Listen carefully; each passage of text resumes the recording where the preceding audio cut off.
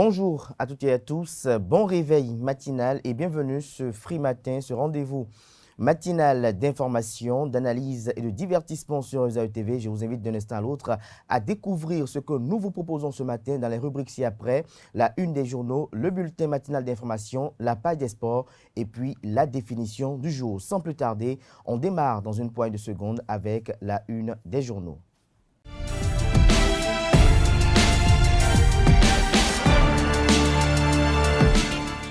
Bonjour à nouveau, chers amis internautes. Nous démarrons la une des journaux par le quotidien Maison. Il s'agit du quotidien béninois d'information générale et d'analyse L'Informateur qui titre ce matin en manchette « Assemblée nationale vers une pension pour les anciens députés », s'interroge le confrère. Le Canard nous informe que la session ordinaire ouverte ce jeudi se penchera sur la question et examinera également une résolution sur le code d'éthique et de déontologie des députés. Toujours à la une du quotidien L'Informateur de ce matin. B+, stable pour le Bénin par l'agence de notation Fitch. Des citoyens se prononcent, retrouver leurs impressions diverses dans les colonnes de la page ce matin de L'Informateur. Toujours à la une de L'Informateur de ce vendredi, initiative d'Accra, 8e session des ministres chargés de la sécurité et de la défense. Le communiqué final de la rencontre de Cotonou vous est relayé à la page 4. L'Informateur, à travers son oreille droite, vous invite à aller suivre la 15e édition du concours de beauté Miss Estudiantine Bénin. Le quotidien Fraternité, quant à lui, titre ce matin en manchette « Détermination du groupe sanguin et du facteur Rhésus, les pièges d'une banalisation ». Dr Romaric Massy, hématologue, danger pour les jeunes filles, risque de fausses couches à répétition. Basilia Sodabi, nutritionniste, les groupes sanguins n'ont pas d'influence sur le mode alimentaire des individus.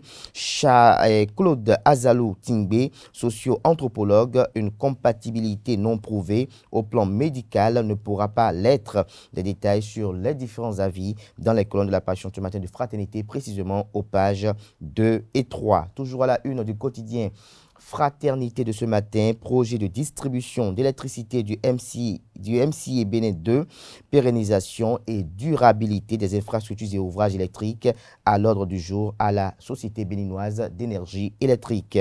Le potentiel communique ce matin en manchette, enrôlement des citoyens au recensement administratif à vocation d'identification de la population RAVIP à Koulikanmen. Emmanuel Golou mobilise les populations sous le parapluie du parti politique Bloc républicain. Toute la coordination communale du parti était présente dans les arrondissements, nous rapporte le confrère. Le point est effectué à la page 3 de sa parution de ce matin.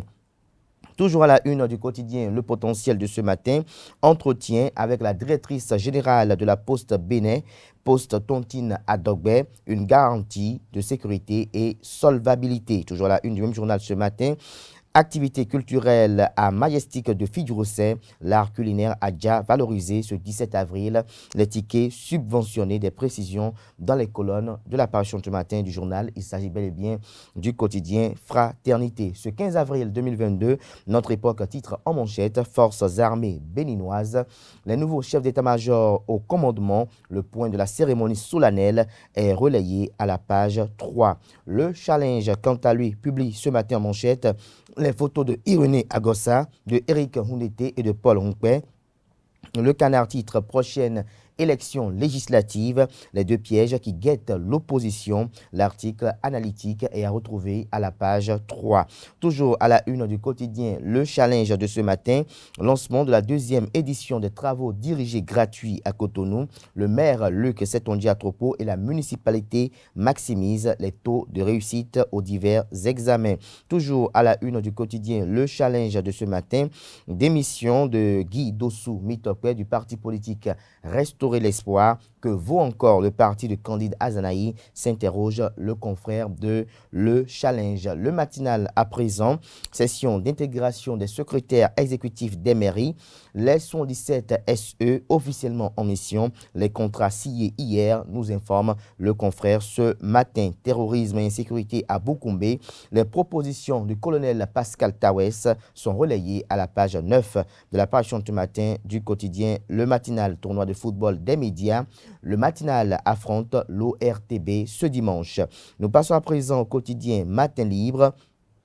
Entretien avec Louis Biao, directeur général ANSFD. Bon à savoir sur l'interdiction de Adogbe. Fin 2021, rien qu'à Porto Novo, on a eu 600 plaintes contre des individus à Dogbe lorsqu'elle se fait dans un cercle fermé où les membres se connaissent, pas besoin d'agrément. C'est réprimandable des kiosques de mobile money où on met tontine, même le tontinier ambulant est sous le coup de la loi. Vous, citoyens qui avez connaissance de ça, si vous dénoncez, vous participez à assainir le secteur. Retrouvez la transcription intégrale de cette interview exclusive aux pages 3 et 4 de la livraison de ce 15 avril de Matin Libre, qui propose également à ses lecteurs comme titre à la une ce matin: blessés au cours des affrontements de Montpa, des policiers laissés à leur sort. Arrestation et condamnation de Joël Frédéric Aïva, Ousmane Fatiou. Ceux qui ont rendu cette décision n'ont pas dit le droit, rapporte le confrère. Le Matin, titre ce matin en deuxième de titre à la une: rentrée parlementaire, Robert Bian apprécie le discours du président de l'institution parlementaire, Louis Vlavonou, et parle de l'actualité. Des détails sur son intervention à la page 3 de la parution ce matin du quotidien Le Matin, qui titre également à la une ce matin: fête de Pâques 2022, lundi 18 avril, déclaré férié, chômé et payé sur l'ensemble du territoire national. Le Grand Matin à présent: 8e session des ministres en charge de la sécurité des pays membres de l'initiative d'Accra, une rencontre hautement stratégique et de grandes recommandations. Nous passons à présent au quotidien Le Béninois libéré.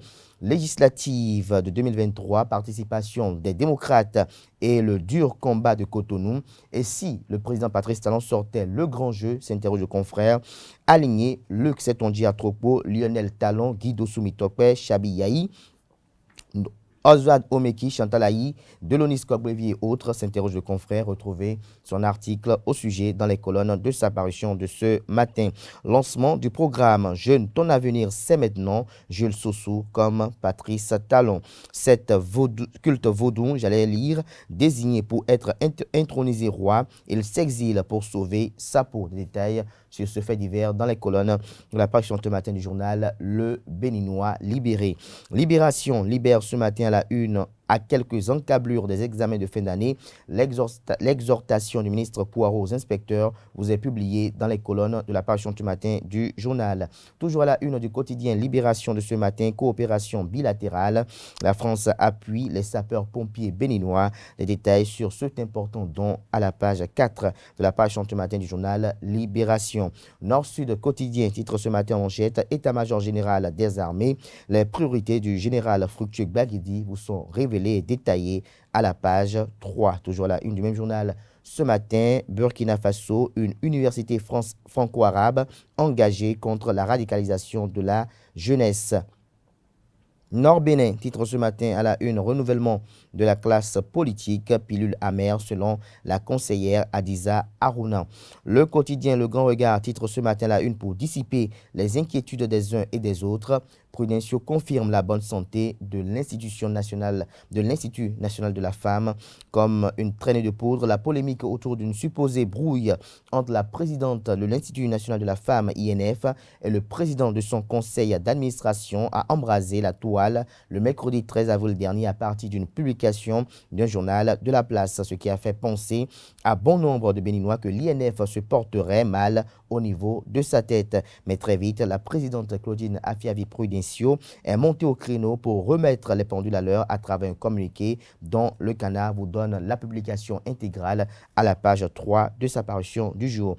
Auprès du procureur de Cotonou, Zaket Lachundi, présidente de l'UPMB, entendez Union des professionnels des médias du Bénin, se fait avocate des journalistes en difficulté. Nous passons à présent au quotidien Le Grand Jury, qui titre ce matin à la une: remise d'équipements informatiques et mobilier de bureau.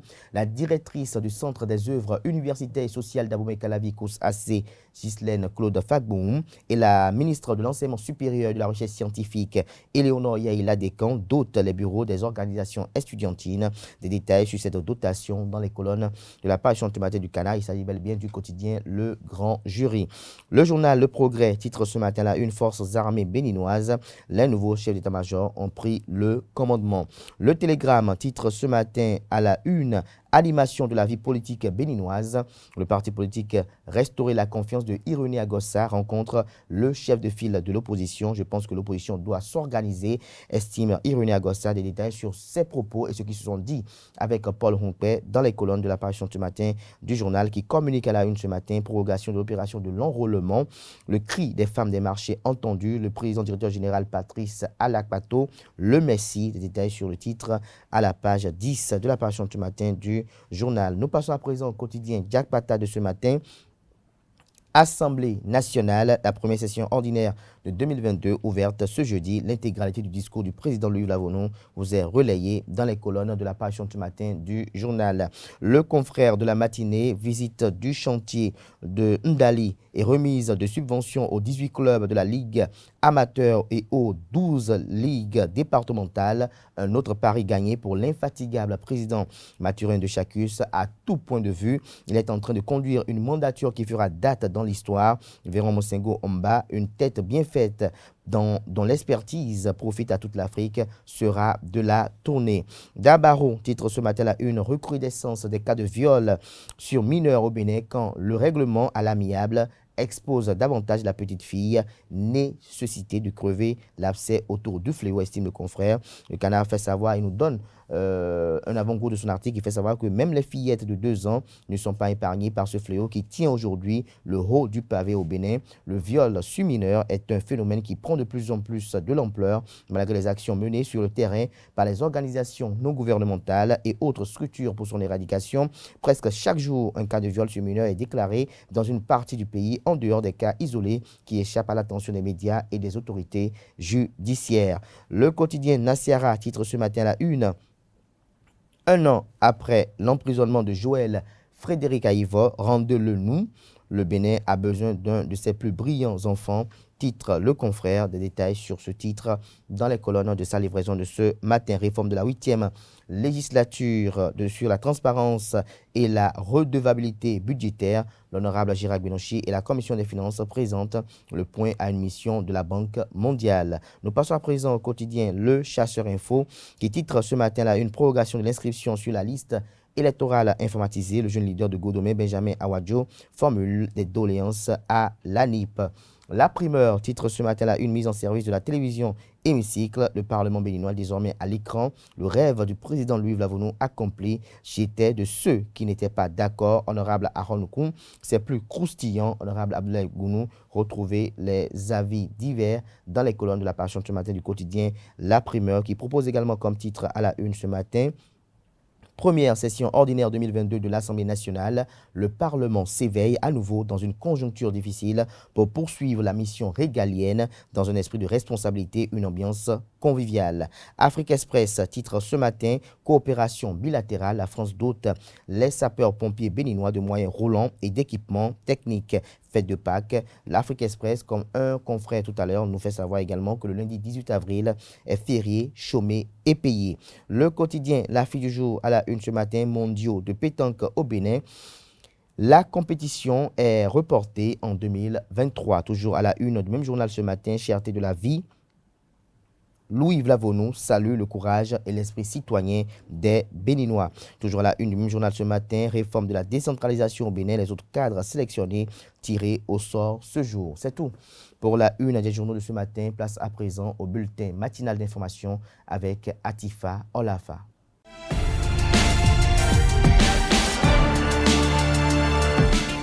Bonjour à toutes et à tous. La première session ordinaire de l'année 2022 de l'Assemblée nationale s'est ouverte ce jeudi 14 avril 2022 au Palais des gouverneurs à Porto Novo. Au cours de cette session ordinaire, le président de l'Assemblée nationale, Louis Lavonou, a fait savoir l'intérêt des députés de la 8e législature pour une situation qui préoccupe les Béninois. La hausse généralisée et parfois exponentielle des prix de tous les biens et services de base qui sévit vie au Bénin, à l'instar des autres pays, préoccupe les députés de la 8e législature, a souligné le président Louis Vlavonu ce jeudi 14 avril 2022. À l'instar d'autres pays de la sous-région et même à l'international, alors que le Bénin faisait déjà héroïquement face aux effets pervers et conjugués de la crise sanitaire liée à la pandémie de Covid-19 d'une part et des attaques liées à l'extrémisme violent dans certains États voisins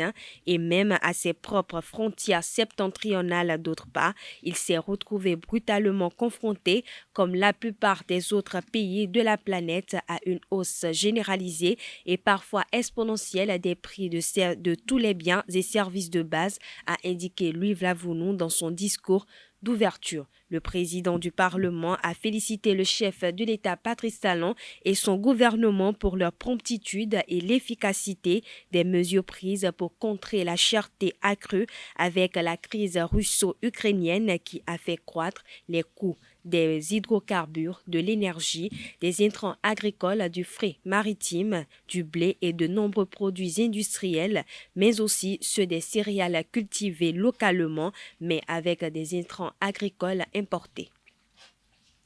Le groupement national des sapeurs-pompiers du Bénin a reçu ce jeudi 14 avril 2022 un appui en matériel roulant et matériel technique de l'ambassade de France près le Bénin. Une ambulance de type Land Cruiser, 11 motos de marque Yamaha, un lot de matériel technique de sauvetage et de déblayement d'environ 1 tonne. C'est le lot reçu au siège du groupement national des sapeurs-pompiers du Bénin par le directeur du cabinet du ministre de l'Intérieur et de la Sécurité publique, Abbas Alossoumaré. Selon l'ambassadeur de France au Bénin, Marc Vizier, qui a procédé à la remise des matériels, ces moyens matériels et roulants offerts par l'ambassade de France près le Bénin sont le signe de la qualité du partenariat entre le Bénin et la France. Le commandant du groupement national des sapeurs-pompiers a rappelé que le partenariat entre les deux pays est de longue date et a permis aux soldats du feu du Bénin de bénéficier en 2021 de dons d'une ambulance. Au nom des bénéficiaires, le directeur du cabinet du ministre de l'Intérieur et de la Sécurité publique a promis qu'un bon usage sera fait des dons reçus. La représentation multi-pays du Sénégal pour le Haut Commissariat des Nations Unies pour les réfugiés qui couvre le Bénin en collaboration avec la section béninoise d'Amnesty International organise un atelier de renforcement des capacités des journalistes et acteurs des médias sur la protection des réfugiés, des migrants et des personnes apatrides ou à risque d'apatridie. La dite formation s'est ouverte dans la salle de conférence de l'hôtel KTA de Wologede ce jeudi 14 avril 2022. Je vous invite à suivre le compte-rendu de la cérémonie de lancement de cet atelier élémentier Quentin Amosso et Francis Farami. Renforcer les capacités des membres du réseau des journalistes et autres organes de presse spécialisés dans les questions d'apatridie et de nationalité. C'est le but de l'atelier organisé par Amnesty International Bénin et l'UNHCR ce 15 avril. Dieudonné Dagbeto, directeur exécutif d'Amnesty International du Bénin, salue les efforts du Bénin dans sa lutte contre l'apatridie. Pour plusieurs raisons liées à ses engagements internationaux et à son environnement interne, notre pays, le Bénin, reste une terre d'accueil et d'hospitalité pour les personnes de pays voisins ou parfois éloignés, fuyant diverses situations malencontreuses chez elles.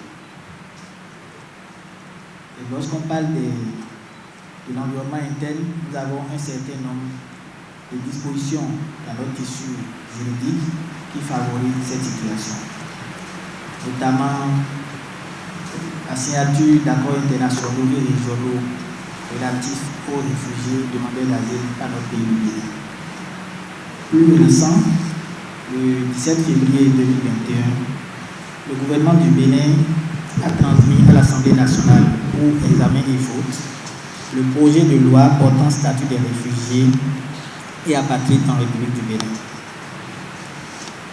À la fin de l'année 2021, on pourrait estimer à une population de plus de 2000 personnes, les réfugiés demandeurs d'asile que nous avons sur le territoire de notre pays. Alors, il faut dire que le 17 décembre 2018, l'Assemblée générale des Nations unies a adopté le pacte mondial sur les réfugiés. Un cadre pour un partage de responsabilités de manière prévisible et équitable, reconnaissant qu'une solution durable aux situations de réfugiés ne peut être trouvée sans la coopération internationale. Cet atelier a également été le lieu de remercier les participants de leur présence et d'énumérer les objectifs de cette activité. Cet atelier, qui s'inscrit dans le cadre du renforcement de capacité des journalistes et acteurs de médias, constitue un grand pas dans la prise en charge de ces personnes connues pour leur vulnérabilité. Komi Akakbo, administrateur associé chargé de l'apatridie UNHCR-MCO Sénégal, énumère quelques causes de l'apatridie. Que de drames vécus par des milliers d'Africains qui ne disposent pas de nationalité. Au Bénin, dans la sous-région et au-delà, ce sont en effet des milliers de personnes qui n'ont pas de nationalité ou sont à risque de devenir apatrides, c'est-à-dire sans nationalité, soit parce que la législation de leur pays ne leur permet pas d'acquérir la nationalité du pays dans lequel ils sont nés et où ils vivent, soit parce que leurs parents n'ont pas déclaré leur naissance, soit parce que ceux qui ont décidé des frontières actuelles n'ont pas tenu compte de la situation particulière de certains peuples qui vivent de part et d'autre de la frontière, ou encore soit en raison des déplacements forcés liés au conflit ou au changement climatique. Débutée ce jeudi 14 avril, cette formation connaîtra sa fin demain vendredi 15 avril. La race fait partie des causes de l'apatridie, mais cette question de race paraît absurde pour certaines communautés. Le kémétisme, par exemple, ne fait aucune différence au sein de la race humaine. C'est le développement que fait le prêtre du Fa, Sylvain Kouassi. Il est au micro de Jacques Marion d'Almeida. C'est le berceau de l'humanité. Dans le pays de Marseille, il n'a pas de race. Il n'a pas de race. Ni noir, ni jaune, ni rouge, ni la race blanche. Non. Et le père de ce pays du soleil est le dieu noir que les Égyptiens appelaient Thoth. Thoth. Ils ont précisé, ils ont ajouté. Thoth, ça veut dire deux à la fois. Deux êtres à la fois. Hein? Donc, le dieu 8. Le 8, tu verras que c'est deux choses entrecroisées, deux choses qui fait l'absolu, qui fait l'infini. Ils appellent le Dieu 8, Thoth, le Dieu 8. Deux choses à la fois. Et ceux qui m'écoutent, mais ils se retournent dans la Genèse, ils verront que c'est Thoth, le Dieu 8, qui a créé Adam à son image. À l'image de Dieu, il créa Elohim. Elohim est Dieu. Elohim est Thoth. Deux choses à la fois, peut créer qu'à son image, deux êtres à la fois, Adam et Ève. Donc, le Thoth de nos anciens Égyptiens, les Juifs l'ont nommé Elohim, tout court. D'accord? Qui est le Père de l'humanité, le Dieu qui a créé toutes choses à son image. D'accord? Mais l'animal de Thoth, que chaque divinité a son animal totémique, est le singe. Pourquoi le singe? Les jumeaux, des êtres à la fois. Donc nous sommes tous des jumeaux. Nous portons tous l'ADN d'Adam et Ève. Nous sommes tous des Elohim. Et les Elohim sont des dieux. Donc nous sommes tous des fils de Dieu, des génies solaires. D'où l'importance encore du Fa, c'est vrai, quel est le génie solaire qui est en toi. C'est ça. Maintenant, en ramenant Thoth à l'individu noir africain, il a tout gâté. Maintenant, qu'est-ce qu'il fait? Ce professeur, il dit que non, les Africains viennent de Rwanda, de Burundi. C'est grave. C'est très grave. Donc, ils nous limitent en plus. Ils nous limitent. Donc, nos ancêtres sont des Burundais, sont des Rwandais. Et parce qu'un autre Français, encore intellectuel taré, dit qu'il a fait des recherches, il a retrouvé la tête d'Osiris. En faisant des tests du carbone, ils ont dit que la tête d'Osiris est rwandais, et pays de lac. Vous vous rendez compte de cette aberration. Donc l'Africain aujourd'hui a pour ancêtre d'origine Osiris et Rwandais. On peut dire, c'est grave pour la jeunesse africaine. Et en plus, il invente la thèse avec tout son professeur, comment s'appelle l'autre professeur, j'ai oublié son nom un peu, le Malien là, il raconte qu'aujourd'hui que le culte des ancêtres est important. Donc chaque Africain doit aller chercher la tête, d'aller au Rwanda, au Burundi pour trouver la poire de la tête aux ce sont des aberrations que ces Africains universitaires ont créé un chaos en Afrique. La ministre du Travail et de la Fonction publique, Adidiatou Matisse, a déclaré la journée du lundi 18 avril 2022 fériée, chômée et payée sur toute l'étendue du territoire national. Une décision rendue publique à travers un communiqué en date du 13 avril 2022. Cette journée fériée intervient à l'occasion de la célébration de la fête de Pâques. Au nom du gouvernement, Adidiatou Matisse souhaite une bonne fête de Pâques à toute la communauté chrétienne. Rappelons que la Pâques est une fête où les chrétiens célèbrent la résurrection de Jésus-Christ. Hors de nos frontières, les images de Boutcha ont choqué le monde entier et ont poussé la communauté internationale à se mobiliser pour ouvrir des enquêtes afin d'établir que l'armée russe a potentiellement perpétré des crimes de guerre en Ukraine. Les survivants de l'occupation par les Russes de la ville de Boutcha ont tous des souvenirs brutaux en tête. Près d'un charnier de l'église Saint-Andrew, Oleg n'en revient toujours pas de s'en être sorti en vie. C'est sous un ciel gris, le vent fouettant les sacs noirs qui contiennent les corps des victimes que la procureure générale de l'Ukraine, Irina Venediktova, s'est rendue à Boutcha. Elle a établi que des crimes de guerre se sont déroulés dans la petite ville non loin de Kiev. Boutcha a des séquelles de tous les crimes de guerre, torture, abus sexuels, infrastructures et habitations civiles bombardées, décrit la procureure générale de l'Ukraine. Et ce sera tout, chers internautes, pour ce bulletin matinal d'information. Merci pour l'attention accordée à ma modeste personne. Excellent vendredi à toutes et à tous.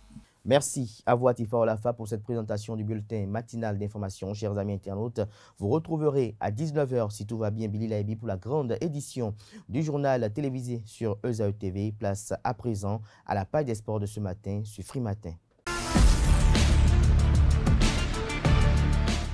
Mesdames et messieurs, bonjour et bienvenue sur Free Sport Handball pour débuter cette édition à l'issue du tirage au sort du championnat d'Afrique des clubs vainqueurs de Coupe de handball. Le champion du Bénin chez les hommes, Flower Handball Club, est classé dans la poule B. Aux côtés de Flower, on retrouve Zamalek de l'Égypte, JSK du Congo démocratique, Fans du Cameroun, Fanopila du Nigeria et l'AS Niamey. La poule A est également constituée de 5 clubs. Les dames, quant à elles, sont en compétition dans une seule poule unique de 6 équipes. Rappelons que le tirage au sort a eu lieu hier au siège de la Confédération africaine de handball. Football à présent, Dynamo d'Abomey a reçu Béké FC le mercredi dernier au stade Omnisport d'Abomey pour le compte de la 10e journée de la Super League professionnelle. À l'issue de la rencontre, les hommes de la Cité Royale d'Abomey se sont imposés sur le score de 1-0. Suivez le compte rendu du match avec nos reporters. Dynamo d'Abomey s'impose à domicile face à Béké FC pour l'acte 10 de la Super League professionnelle. Score à la fin de la rencontre, 1-0 en faveur des hommes de la Cité Royale. Le match n'a pas été une partie dormante pour les deux équipes. Dynamo d'Abomey, grand dominateur, a eu de la frayeur à la 17e minute.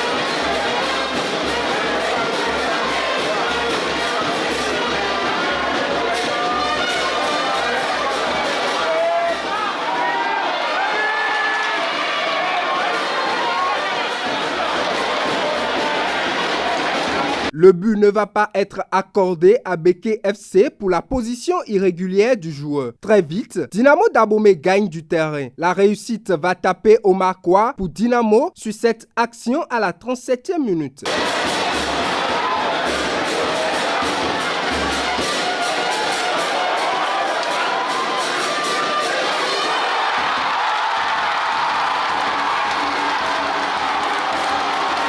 Avec cette piquée de la tête de Albert Adéandjou, Dynamo prend les devants de la rencontre. Dans le temps additionnel de la première partie, le gardien des locaux est touché aux yeux sur cette action.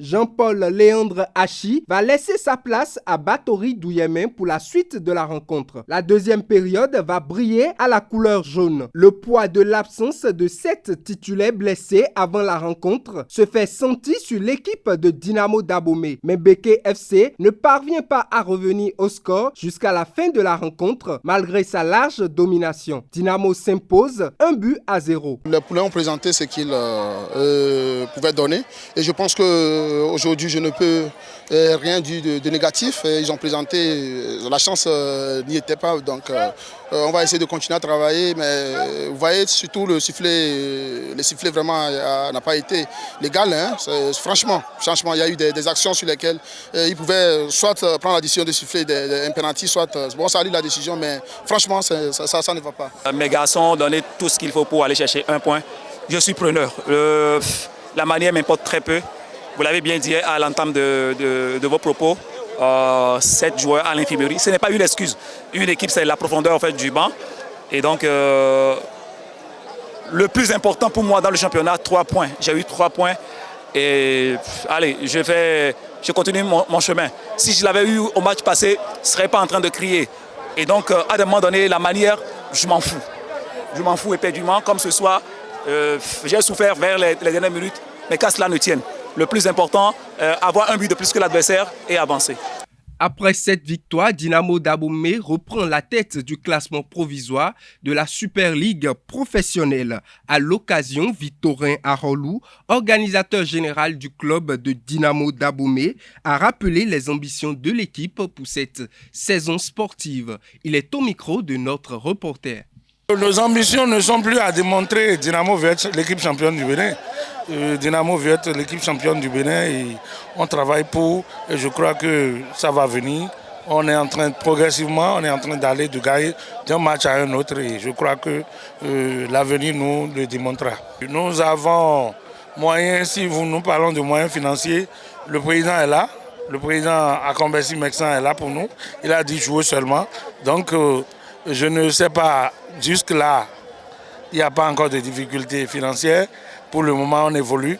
Mais je crois que difficultés, il n'y en manque pas. Mais on essaie quand même d'un match à un autre de conjuguer pour que véritablement on puisse atteindre nos objectifs. Le choc de la 10e journée entre le champion en titre Loto Popo et le vice-champion Buffle FC aurait pu tourner à l'avantage du champion en titre, mais le but marqué par Roland Béakou a été refusé pour une position irrégulière, ce qui a donné suite à une fin de partie tendue. Colombe Oussou nous fait le récit de cette rencontre. Pas de vainqueur ni de vaincu dans ce choc entre le champion en titre Loto Popo et le vice-champion Buffle FC.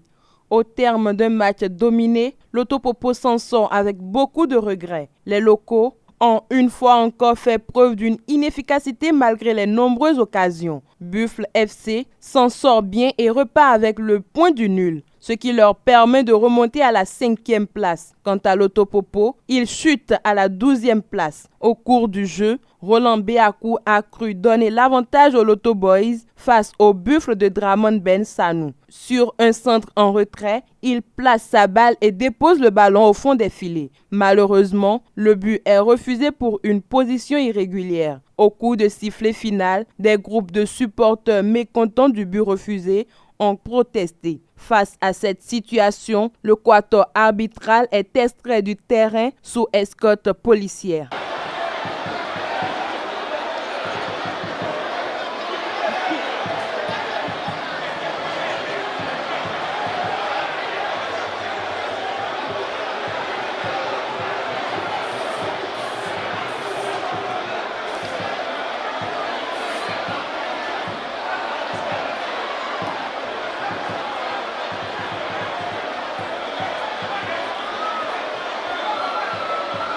finir cette édition, Patrice Baumel n'est plus entraîneur de la sélection nationale homme de football de la Côte d'Ivoire. Le comité de normalisation de la Fédération ivoirienne de football, CNFIF, a officialisé le départ du technicien français. Le CNFIF tient à exprimer ses remerciements au coach Baumel et à tout son staff pour le travail effectué à la tête de l'encadrement technique des éléphants et salue ses qualités humaines, son engagement, son professionnalisme, son humilité et sa discrétion.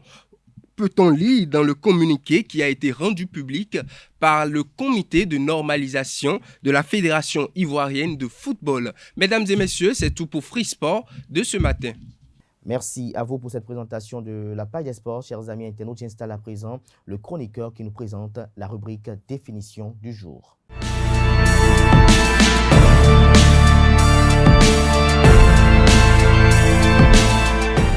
Bonjour à toutes et à tous, bienvenue dans votre rubrique La définition du jour. Aujourd'hui, nous parlerons de l'ONU. L'Organisation des Nations Unies, ONU, est une organisation internationale qui regroupe actuellement 193 États membres. Elle a été instituée le 24 octobre 1945 par la ratification de la Charte des Nations Unies, signée le 26 juin 1945 par les représentants de 51 États.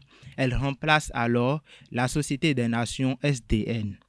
Le siège de l'Organisation des Nations Unies est situé à Manhattan, un quartier de New York, aux États-Unis. Parlons à présent du cadre de création. L'idée de consolider la paix et la sécurité dans le monde est devenue une priorité à partir de 1899, avec l'organisation de la Conférence internationale de la paix à La Haye. Cette conférence visait à mettre en place des outils permettant de résoudre de manière pacifique les crises. En 1919, la SDN a été créée. Cependant, elle a échoué et n'a pas pu éviter la Seconde Guerre mondiale. Le projet des Nations Unies repose sur 3 objectifs principaux.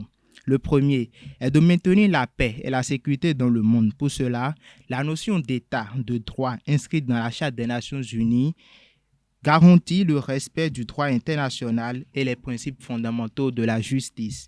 Le deuxième objectif est de promouvoir et défendre les droits de l'homme en développant les relations amicales entre les États fondées sur le respect du principe de l'égalité des droits des peuples et de leur droit à disposer d'eux-mêmes. Il est possible donc de défendre les droits de l'homme. Pour finir, l'ONU a pour objectif de développer la coopération internationale. À ce titre, il lui faut résoudre les problèmes internationaux d'ordre économique, intellectuel, social et humanitaire. L'Organisation des Nations Unies intervient en Afrique et dans bien d'autres continents par le biais des casques bleus et des aides humanitaires. Chers amis internautes, c'est tout pour la définition de ce jour. Merci de nous avoir suivis. À bientôt pour un autre sigle à définir. Et voilà, chers amis internautes, c'est sur cette note assez informative que prend un thème Free Matin ce matin. Merci à tout un chacun. Très bonne suite de programmes sur Euzao TV. Bon week-end en compagnie de nos programmes télé sur Euzao TV. À très bientôt pour d'autres rendez-vous médias.